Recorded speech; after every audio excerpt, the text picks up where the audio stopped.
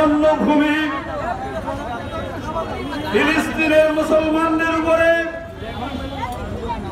বিগত ১০-১.৫ বছর থেকে বিশ্বের জারদ রাষ্ট্র, সন্ত্রাসী রাষ্ট্র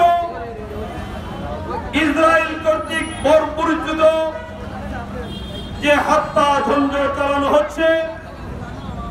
এরই প্রতিবাদে ফিলিস্তিনের মুসলমানদের প্রতি সংহতি জানিয়ে বাংলাদেশ খেলাফত মজলিস মৌলভীবাজার পৌর শাখার উদ্যোগে আয়োজিত বিক্ষোভ মিছিল উত্তর সমাবেশের সংগ্রামী সভাপতি উপরাশি ট্রাম্পের উস্কানিতে ফিলিস্তিনের বিরুদ্ধে যে বর্বরতা চালিয়ে যাচ্ছে, আজকের এই সমাবেশ থেকে